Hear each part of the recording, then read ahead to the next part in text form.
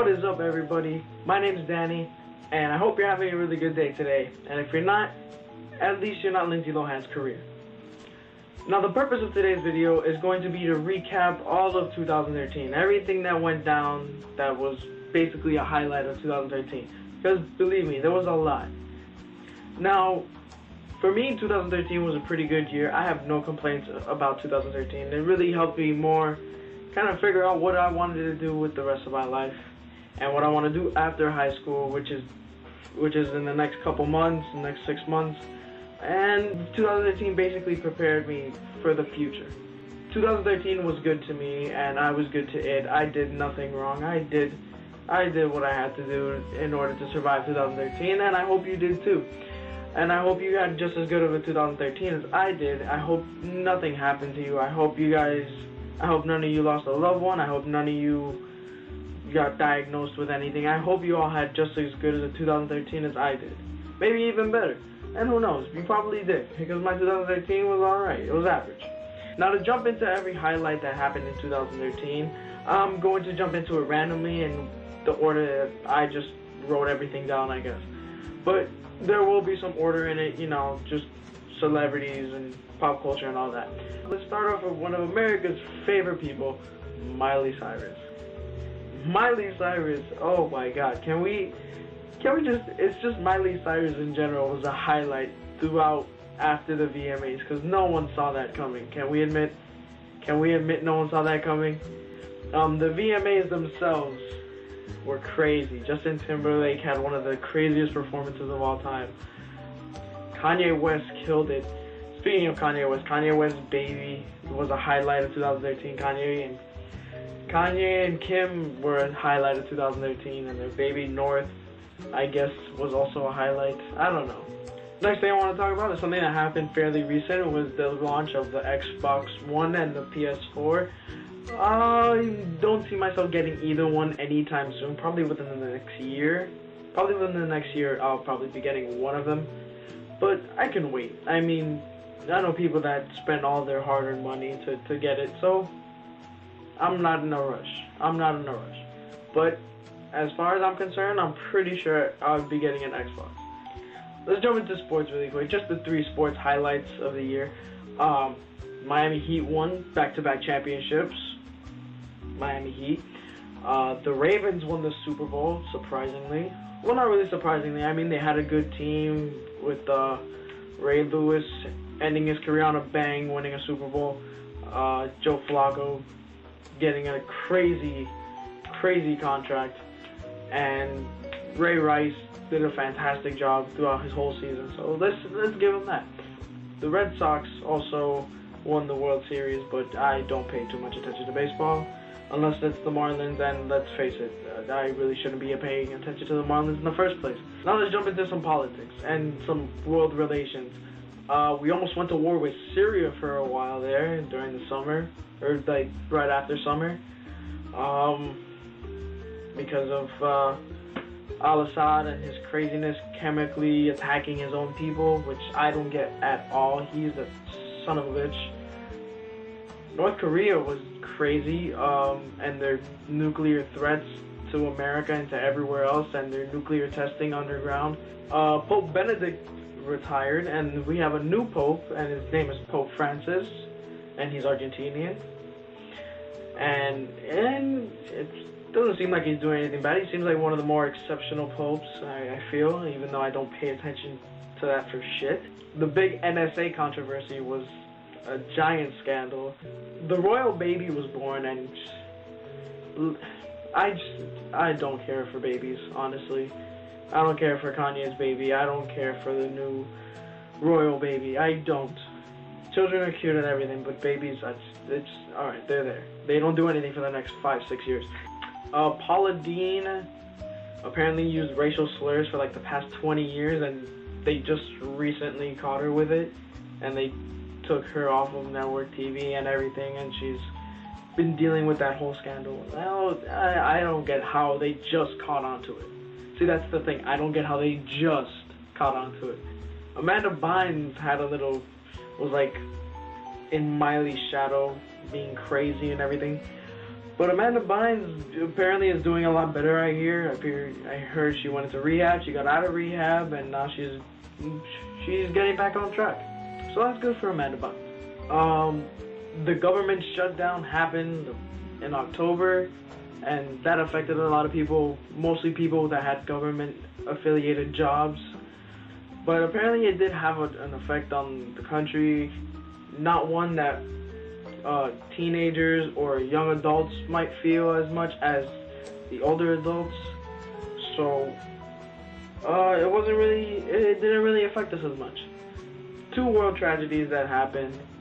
The Boston bombing was unnecessary. That kind of just ruined. That kind of just was like a dark spot for us this year, and it's annoying to have to bring it up, but it was such a tragedy, and all the shootings that happened, all the innocent people that got killed this year, it was unnecessary. All this unnecessary killing doesn't solve anything. It only brings up more problems than it solves, because that really doesn't solve any problems. It just depresses a lot of people. It's the Boston bombing. There was no way to prevent it because no one saw it coming. That's the thing. The shootings, you don't see them coming, and to think that it can happen to anybody at any time, it's ridiculous. And I don't know how else to say it. There was a lot of world, like, natural disasters, earthquakes, tsunamis, more recently the typhoon in the Philippines, and my prayers go out to everybody that had to deal with all those natural disasters and the typhoon in the Philippines, the earthquakes, the tsunamis.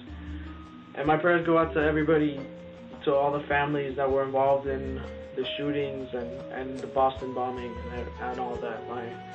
My prayers are with them, because I know if that happened to me, I wouldn't know how to react to it. I'd probably have a mental breakdown. But that's how things are in this crazy world that we live in. And now let's bring our spirits back up, and let's go all the way back to about the beginning of the year, and let's remember the Harlem Shake. The Harlem Shake was fucking crazy. The Harlem Shake took everybody by storm, and that song was old as hell.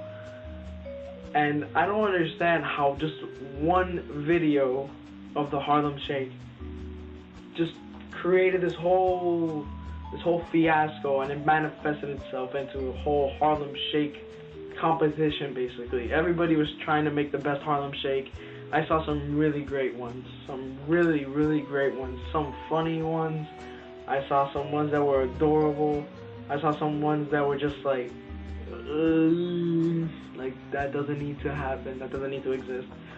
But the Harlem Shake, most of us, if you're watching this, you probably know someone that was in the Harlem Shake, or did a Harlem Shake video, or you yourself were in a Harlem Shake video. My school did a Harlem Shake video.